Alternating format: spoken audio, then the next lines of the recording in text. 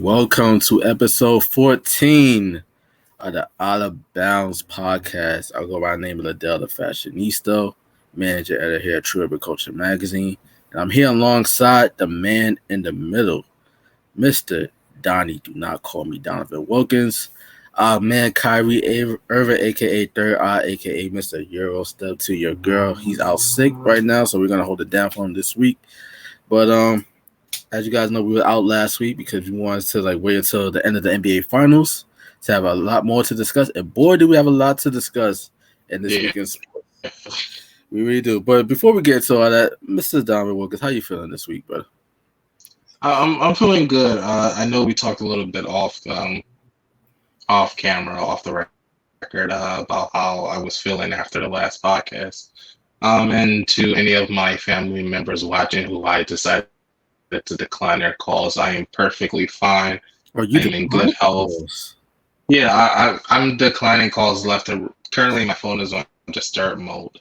I talk to the prominent people in my life, but yeah, it's just people who haven't reached out to me in years trying to get in contact with me and just just to say I am absolutely fine. I am absolutely fine. I had a talk out. Everything's good.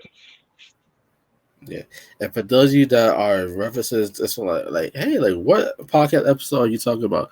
We just recently dropped episode 11 of the Tuck Talk podcast. It's called "What Is Wait." Oh shit! I forgot the name of the episode. What happens? What is the afterlife? Okay. Yeah. No, we do this.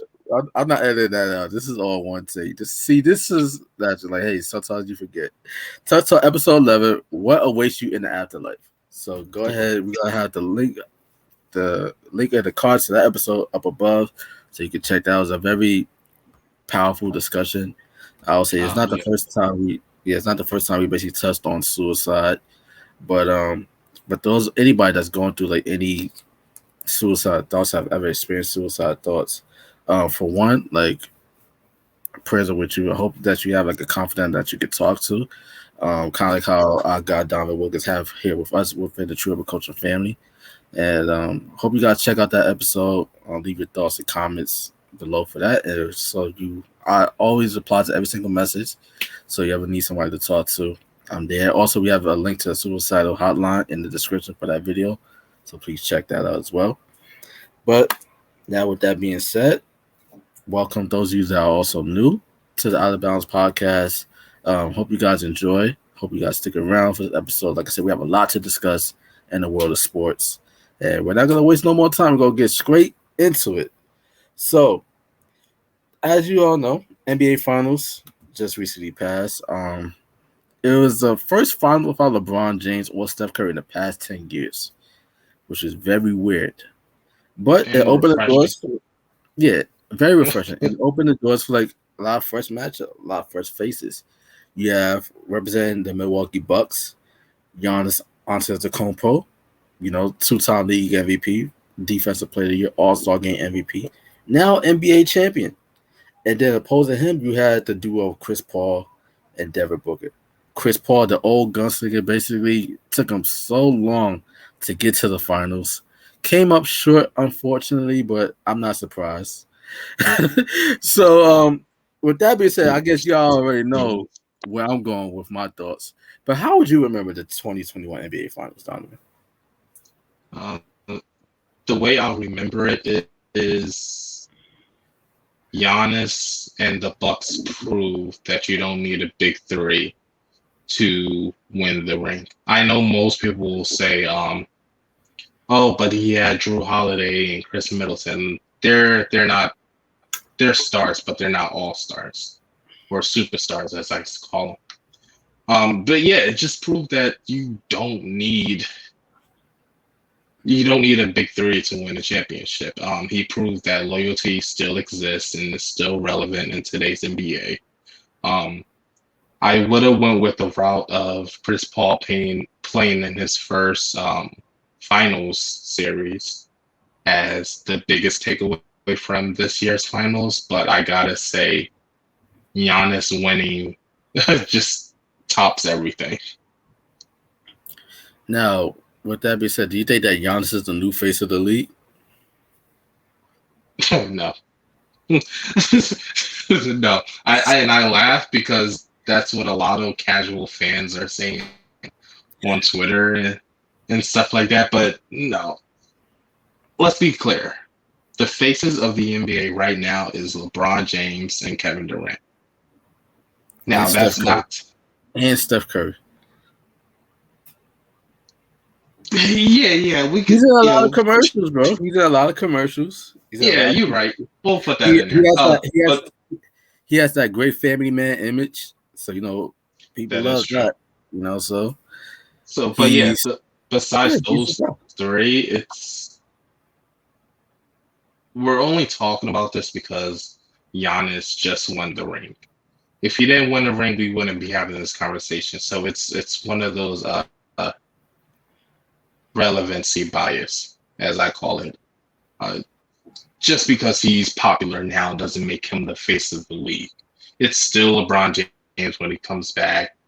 Currently, Kevin Durant is playing for Team USA as their de facto leader, even though I said multiple times that he can't lead the fucking horse to water.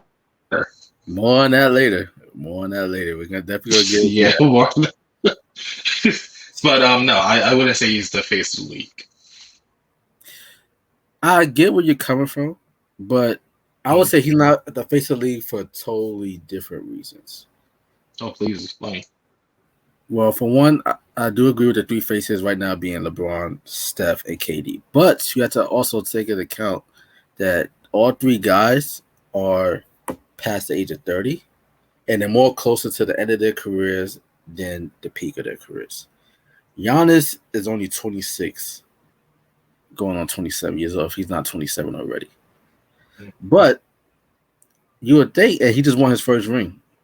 So basically, like you compare the ages of him, Michael Jordan, and LeBron at the same age, he's accomplished more than both of them. And those are guys that's recognized as two of the greatest players of all time. All right, you can say that. So are we taking into account age as being one of the requirements of being the face of the league? Well, because that's not what I was taking into. As of right now, the faces of the league is LeBron James and KD and Steph. Doesn't matter, regardless of their age. Once they leave and retire, then yes, it will be automatically given to Giannis. Yes, but age has always been the basic requisite. I said requisite. The prerequisite, as I should say, towards whether or not you're the face of a league or not. Because what comes up must come down. Like I could tell you, in the '80s, Magic and Bird were the faces of the NBA. In the '90s, it was LeBron. Not LeBron. It was MJ. In the 2000s, Kobe, AI, Shaq, Tim Duncan. They all kind of held that mantle. The 2010s, dominated by LeBron in the front half, Steph Curry in the back half. 2020s, Giannis in the conversation. Luka Doncic is going to be in the conversation. Zion Williamson, if he stays healthy, is going to be in the conversation. Trae Young might end up being in the conversation, being that guy that could replace Steph Curry because he's younger and stuff. Kind of plays similarly. Play in a pretty decent market in Atlanta, But the reason why I think I'll say that Giannis, even though he meets all the requirements to be the face of the league, is the fact that the NBA has never had an international player as his face of an American basketball organization. Never had one. And the same reason why I think Luka, I think the people and I love Luka. Luka plays for my dad's Mavericks. But Luka is not going to be the face of the league because same thing, like the cultural differences and all that, and how guys like Giannis and Luka, they're not so Americanized to the point where it's all buddy, that whole AAU culture, like all these players, like he starts getting along everybody. Like Giannis is just like a natural, charismatic, goofy dude. It is who he is. He's like the modern day Shaq in terms of like his comedic timing and all. He's like he don't even try to be funny. I mean, I wanted to hit him earlier in the season, but after seeing him see how happy he was when he got that ring. I was like, you can't hate this guy. You Yeah, just no, can't. you really can't. You really can't. He's not like a Chris Paul where you can find someone to hate him over. You know See, what I I mean? don't understand how you hate Chris Paul either, but that's your I'm gonna get. prerogative. I'm about to get into. I'm about to get into that as soon as I wrap up this point of why Giannis, although he meets all the requirements to be the face of the NBA, he's not due to like the cultural differences.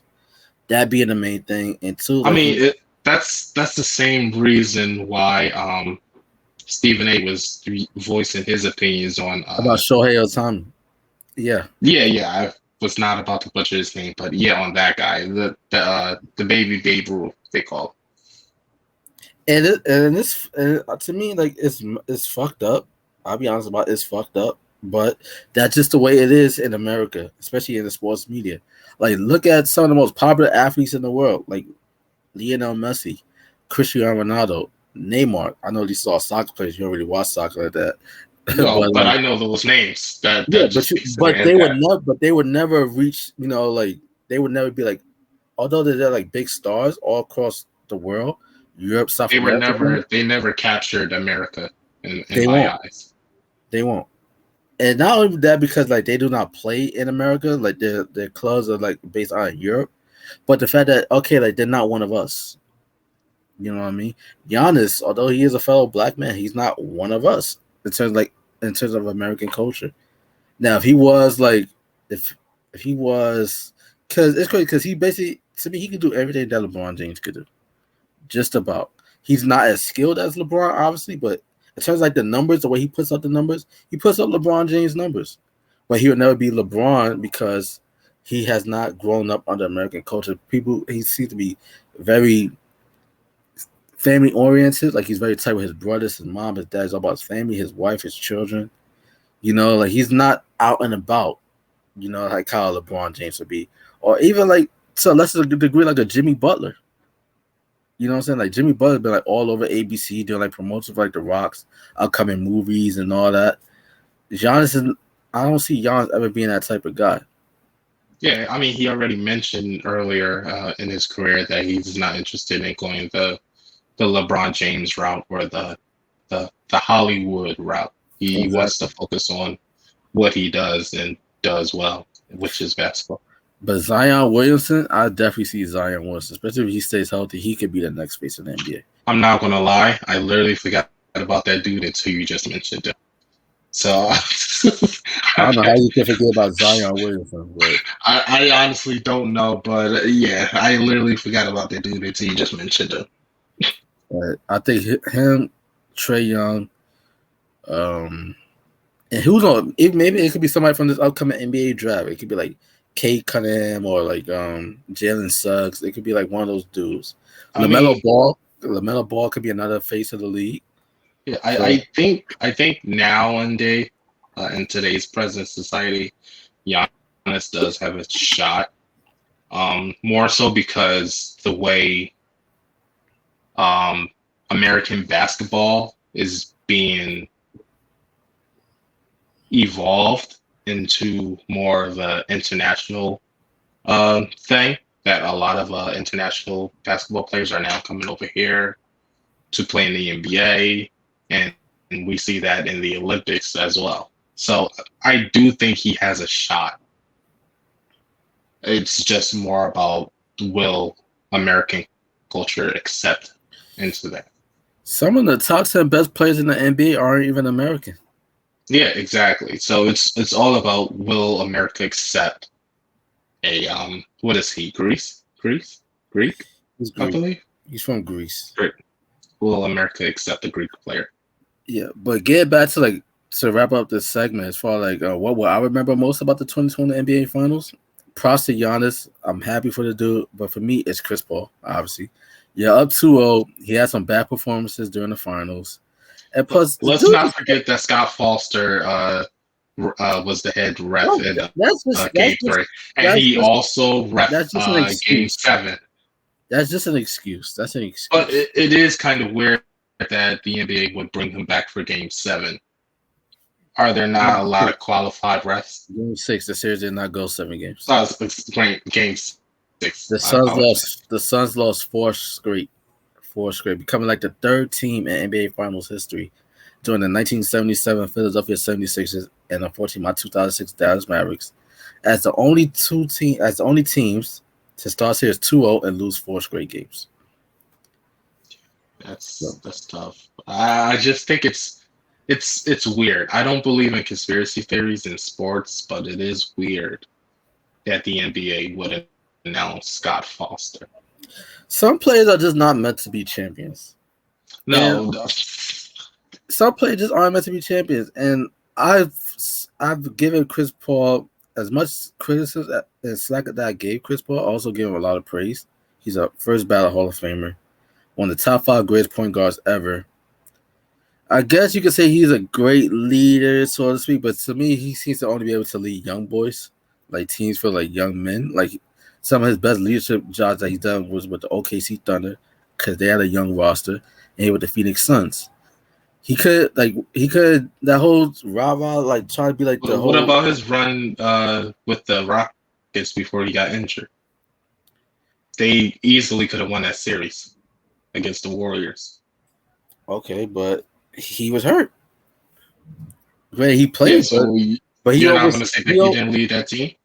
no, because James Harden was carrying that team to the playoffs long before he got there. Okay. That was James Harden's team. Chris Paul does not vibe well with vets. He did not vibe with Blake Griffin in LA, and he did not with the Clippers specifically, and he did not vibe with James Harden in Houston. He did not He, vibe because some he was people okay. they're not gonna you can't have a Kobe and LeBron James type of attitude as far as like being like an alpha on the team where you do not have the rings to show for it. Like nobody's gonna respect that. It's easy to do that at OKC and Phoenix where expectations are very low. Where basically all they expect for you with the core that they had outside of him was just make the playoffs. And he exceeded expectations at OKC. Like they went to game 7 in the first round against Houston last year. And he exceeded expectations with Phoenix this year. Nobody thought Phoenix would be a 2 seed in an NBA Finals. Nobody predicted that. I predicted before this thing all started they were losing the first round to the Lakers, and I still think they Yeah, would have did. I think everybody predicted that. And I still think that would have happened if AD never would have got hurt. You know what I mean? So they Yeah, basically exceeded potentially. expectations. But Chris Paul, like I said, some players are just not meant to be champions. Karl Malone, John Stockton, as great as they were, wasn't meant to be a champion. Patrick Ewing wasn't meant to be a champion. Allen Iverson wasn't meant to be a champion. Charles Barkley wasn't meant to be a champion. Chris Paul,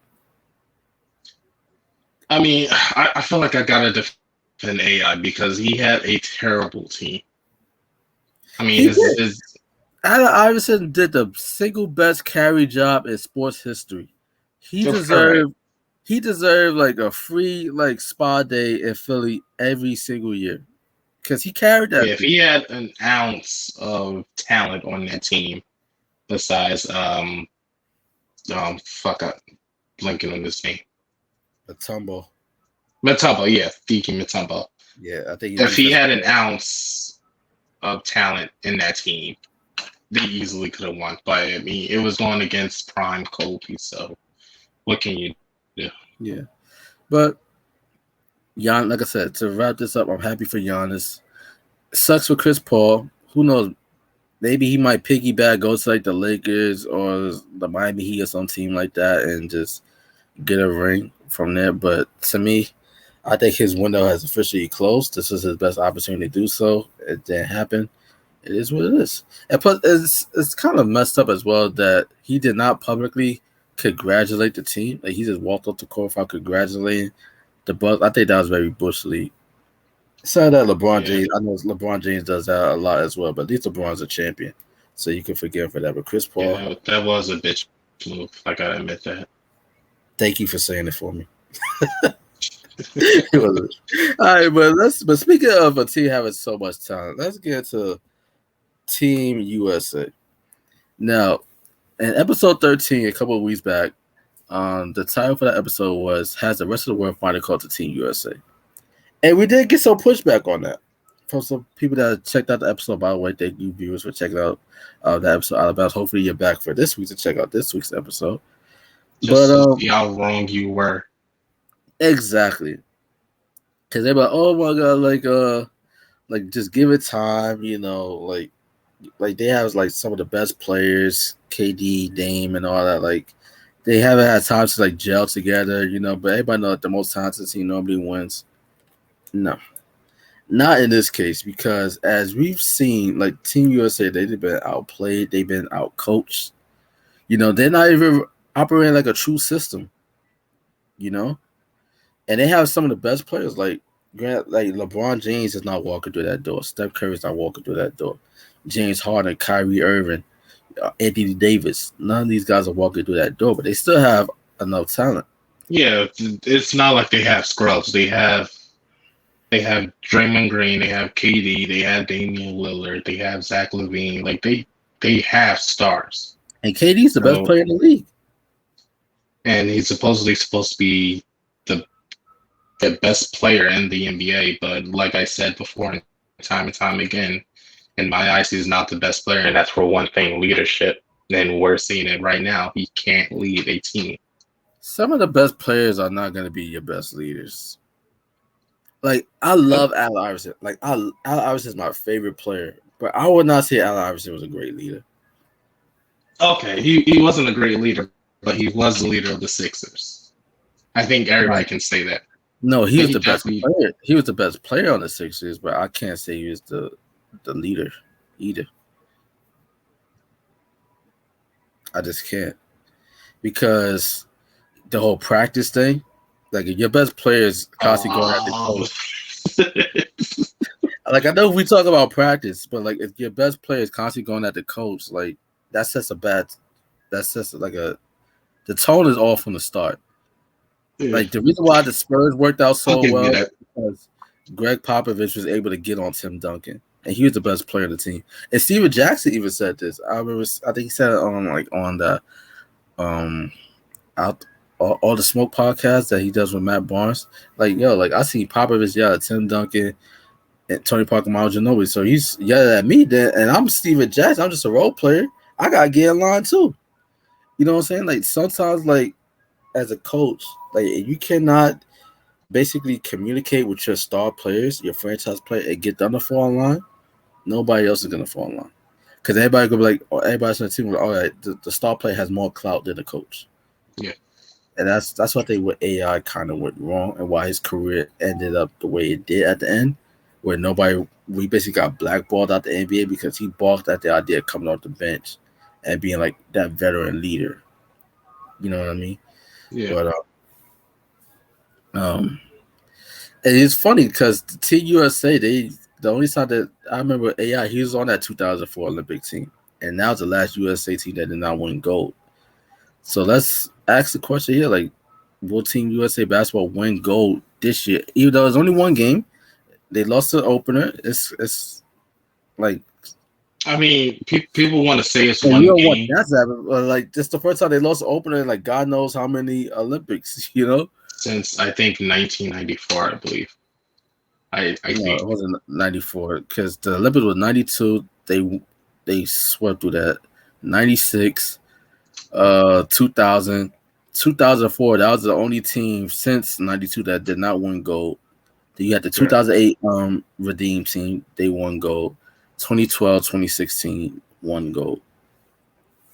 And mind you, this is the first Olympics where Coach K is also not coaching. Yeah. I mean, but I wouldn't say they have a bad coach. They have a well-established and seasoned coach in Greg Pop.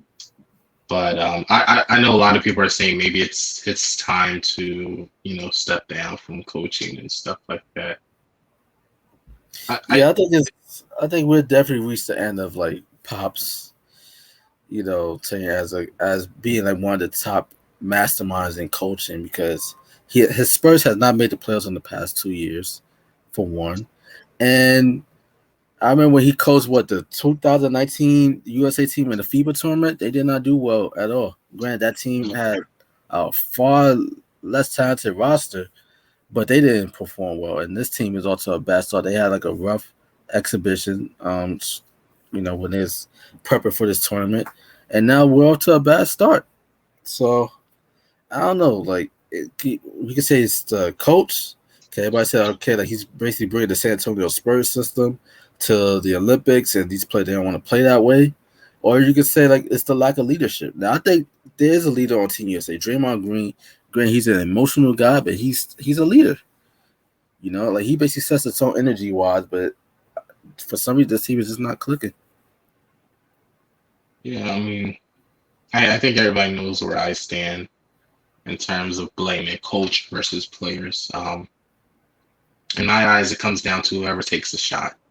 I mean, that's the way I see But it. it's the coach's job to get the players in the best position to win. I understand that. All right, so let's say that I draw off the greatest play in the history of North American basketball. Who's taking the shot? Me? Oh, so if you miss that shot, is it the coach's fault or is it your? It depends. It depends on. No, it's No, straight. no. The reason why I say it depends is because like, was it a well designed play? I had like a Yeah, great look and I just missed the shot. greatest play. Yeah, Okay, then it's my fault. But if it's a bad play and the defense easily was able to calculate on it and like time it and get like the steal, yeah, I'll give you that. then it's your fault as a coach for drawing up a bad play. So that's what I say it give you that. depends. But here's the thing with Team USA. Everybody on that team has such a huge ego, and that's in part of society building basketball players up to be these idols, or whether it's the millions of dollars we give them, or I don't know what it is. Maybe they're hanging out too much with 2 Chains and Meek Mills or whatever you want to call it. Right. But the National Basketball Association is different from the the FIBA. Mm-hmm. We don't play team basketball here. FIBA. We don't play team basketball in the NBA, and I think everybody knows that. So when you decide to, hey, let's put our best players together and let's go out there and try to capture the gold, it's not going to happen like that anymore because we have a lot of players like Luka, like Joel Embiid, like Giannis. We have a lot of players who are international basketball players, and they're coming over here and dominating our league. They know how to play team ball. The teams that were going up against France, Australia, like they know how to do this because they've been doing this for years. And most of those, sorry to cut you off, most of the international teams, like they basically played together since like under 16 tournaments and all. So they practically grew up together playing team ball. This is just like you said, like this is like an all-star team. Yeah, it's not the talent that's the problem. It's the egos and us not knowing how to play team ball. I wouldn't even say it's chemistry. It's definitely I wouldn't say that. I think it's just we don't know how to play as a team. And I wouldn't consider that chemistry. No, I wouldn't consider that chemistry because they all play pickup games together. Like it's like they play it in off seasons and stuff like that. A pickup run is way different than like when you're playing international ball. Because when you're playing a pickup run, you're not worried about plays. You're just hooping. Shit, the way I play, I'm worried about plays. But then again, I'm not in the NBA. But yeah, I mean, probably be able to call like, sorry, they were traveling like. Yeah, I'm over there directing. I'm floor general, my guy. Like 4 or 5 tweets. But you are correct. You are correct in terms of like it being chemistry. It's I don't know. The only way I can say it is it's American culture. And it has been the biggest problem in our Olympic team. That's all I can say like that. But the thing is with that, this is why I say it's more so the fact that the rest of the world has caught up more than anything. Because Yeah, since yeah. Oh, 19, yeah. because since 1992, Team USA has always been sending all-star teams. Yeah, About like yeah. it's not like how we're sending like a typical like a Milwaukee Bucks type of roster. In a sense where we have like the alpha being Giannis, the co-star, I guess the closer and Chris Middleton, and that No, dog like that. these are all Drew Holiday. potentially like franchise players on their respective teams. Yeah, You're right. like KD, alpha on Brooklyn, Dame, alpha on Portland, Zach LaVine, alpha in Chicago, Yeah, Devin Booker, alpha or co-alpha in Phoenix. Damian Lillard. Like they're not scrubs. They're not scrubs. They're not even stars. They're franchise players, superstars. So it's I think it's America not taking the international basketball world seriously. I think that's what it is. They're underestimating them, and they're finally sitting back and like, whoa, maybe we're not the best players anymore. I mean, the last two league MVPs weren't even American. Giannis And the runner up and for this year was from Cancun, Cameroon. yeah. So that's why I say it's more so that the rest of the world is finally catching up.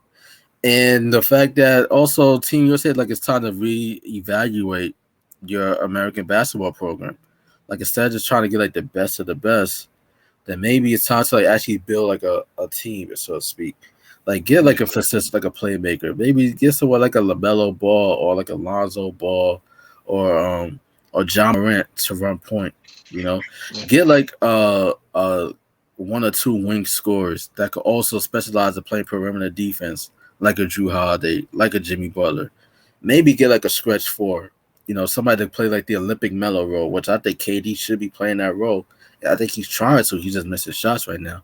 And maybe get like a rim protector at center. Maybe get someone that could be like an AD or Dwight Howard, from back. Yeah, because Like Rudy Gobert shut down Kevin Durant. Yeah, and like Rudy Gobert is one of the best defensive players in the league. Yeah, I think he won like 3 consecutive defensive players of the year. No, 3 out of the last 4 defensive player of the year awards. Oh, like that. Kind of Giannis, he won it the year before. So it's like it's time to really start building like an actual team rather than collection of time, because the rest of the world, like Luka Doncic on Slovenia, like he basically carried that team. He scored like 40 plus in his Olympic debut. But everybody else on the team knows their role. Like everybody know, okay, Luka, he's our primary ball handler. He's gonna be our scorer. You look at USA, KD, although he's the best player in the team, but Dame is like, yo, like I mean, I feel like they just come down the court and like, here, just pass it to this guy and just shoot it. Like, I feel like they come down the court with no game plan. You got Jason Tatum, Zach LaVine, Devin Booker, Dame, KD, Bradley Beal. All these dudes, they could get you 40 plus. And I know there's going to be comments, casuals, as I call them, in the comments saying, oh, but LeBron James wasn't there. Steph Curry. No, we still got stars there. I ain't trying to hear that. Yeah. Still got the best players in the world. Exactly. But overall, like, how you feel? Do you think that they're going to take the gold this year? Do you think this is just a rough start and they'll figure it out? Or do you think that this is going to be like 2004 all over again? I mean, I would be lying if I didn't have some type of American pride in saying, oh, we're definitely going to take the gold. I think we're going to get to the gold medal game, but I think we're going to come up short.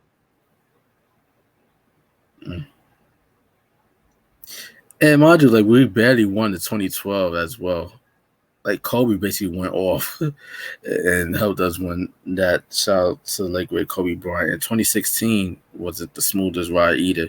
It just seems like I said, like the rest of the world just really started to catch up to us. But yeah, we're still the best, but yeah, we're slowly losing it. I know this is normally where I know you're normally the doom and gloom guy, Donovan, but I'm gonna be the doom and gloom guy here. I would say that we're not gonna win gold. I just don't see it. I just don't see it happening. But with that said, let's get to our last topic for this week's episode. We're breezing by these topics today. And in regards to the NFL and their COVID protocols. Now, there's been some coaches that basically refused to take the COVID vaccine and they just left their teams. The NFL made it know that, hey, like they have a very strict policy. If you're not vaccinated and basically you're putting your team at risk by not being vaccinated, chances that your team will forfeit games. No makeups, none of that. And the same has happened within college football as well. So, how do you feel about this mandate? Is the NFL going too far? Um, no, and here's why. At the end of the day, it's a private business. It's just like me going to work every day or whatever, or anybody going to Oh, work wait, every hold day. up. Time out. Breaking news. Breaking news, ladies and gentlemen, because this episode Oh, is filmed on a Monday. This episode will be released on Tuesday, but this is breaking news at the moment. And the Indianapolis Colts head coach Frank Wright tested positive for COVID despite being vaccinated. So that being said, does that change your perspective on the point that you was about to make? uh, um,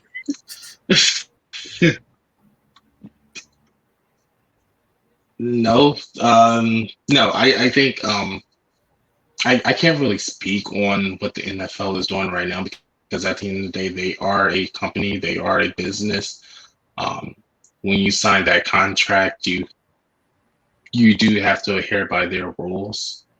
So the best way I can say it is take the vaccine or cut your career short. Okay. All right, but let's look at it from the standpoint of the players and the news that just broke in regards to Frank Wright. Like you can say take the vaccine, but like a player and a coach might like, okay, like why would I get a vaccine for something that for I can still catch regardless? Even though the whole purpose of the vaccine is not to say that oh you'll be cured from COVID. That's not the case. That's not how any vaccine works. But the fact that it'll help you fight the symptoms better, so to speak. But these are Yeah. some of the healthiest people on the face of the earth, NFL athletes. Well, So from this standpoint, I'm like, okay, like why am I gonna rush to get a vaccine when I'm already perfectly fine and able and healthy as it is? again, that is their right, but it's also within the NFL's right to fire you or like I don't know what they like are looking to do. I mean, I believe 99.9% of COVID Delta cases are people who are unvaccinated. We don't know what Frank Wright was doing with his body and how his body operates. And the same could be said about anybody who catches it, even though they're vaccinated. I mean, you said it yourself. The vaccines are there to like help fight like the symptoms and stuff like that. No vaccine is 100% secure. So I know a lot of people want to do tests and stuff like that. And again, I'm not part of the science community, but I mean, it's up to the players what they want to do. I mean, you can always start your own league. You know what? I'm glad you said that because I was always a big proponent of that. Like, especially getting back to like a couple of weeks back with the whole Shakari Richardson story. Yeah. Like, I'm like, us as black folks, we're always, I'll say, I hate to say, but bitching about things that's outside of our control. But meanwhile, black people spend the most money in this country. You know, we have a lot of people, especially like within like our culture, like hip hop moguls and one that's always flaunted their money. So I'm like, why can't everybody just collectively come together and form their own league?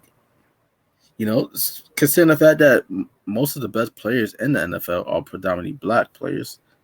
Granted, the face of the league is Tom Brady, but the young goat, Patrick Mahomes, he's kind of like, you know, like he's like I guess you could say like he's part of like the black community in a sense, even though he's biracial. Like he's one of the up and coming young faces of the league. Lamar Jackson, the MVP from the year prior. You know, like Yeah. he's like one of the most Maybe dynamic players in the NFL. So why? So basically, like the NFL, they need these athletes, these great superior athletes, the Russell Wilsons, the Devontae Adams, the Saquon Barkleys, the Khalil Macks, the Jalen Ramseys of the world. Most of the best, the Derrick Henrys, most of the best, the Alvin Kamara's, most of the best players in this league are black. So why not just have all of our billionaires, millionaires come together?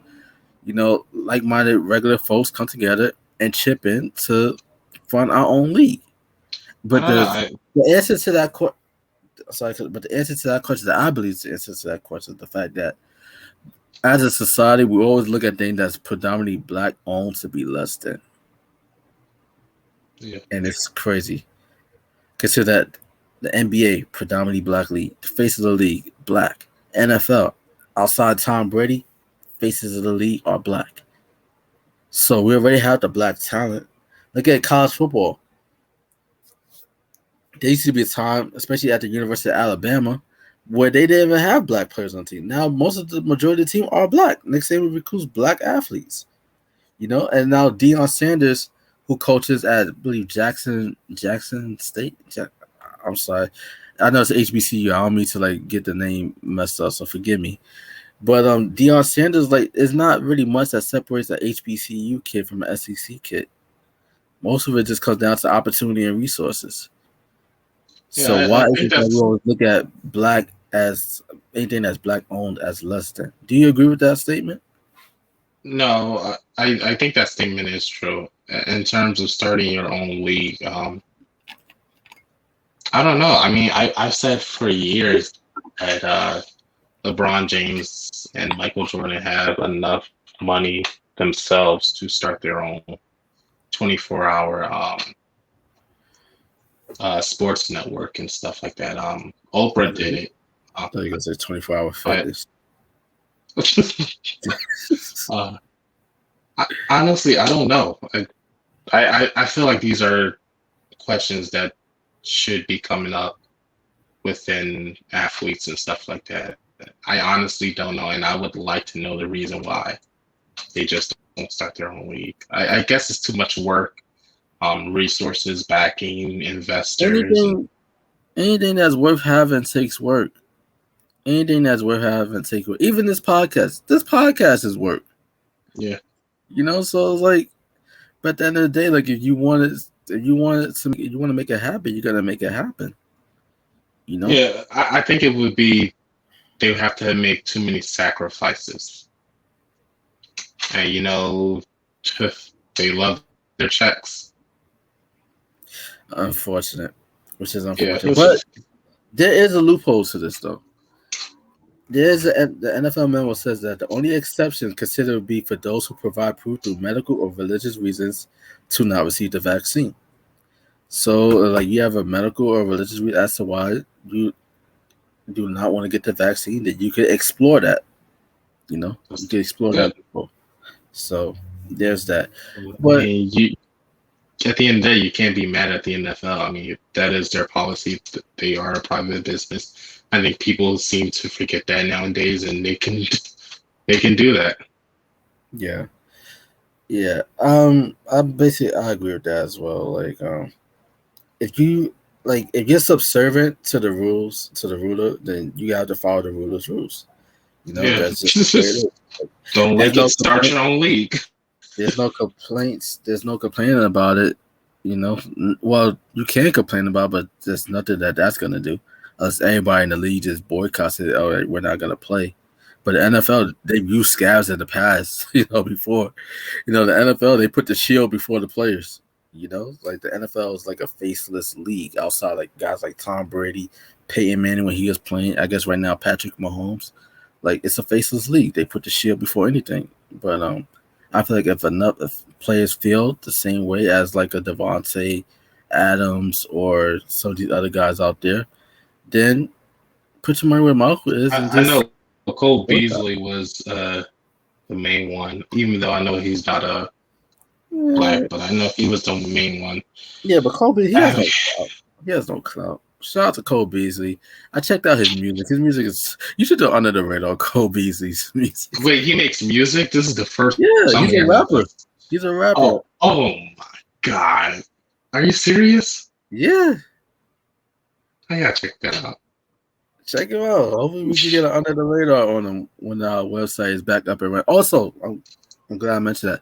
For those that are trying to check out www.tuckmag.net, our website is currently down, but hopefully we should have everything back up and running by the end of this week. So stay tuned and you're missing out on like checking out articles and things of that nature.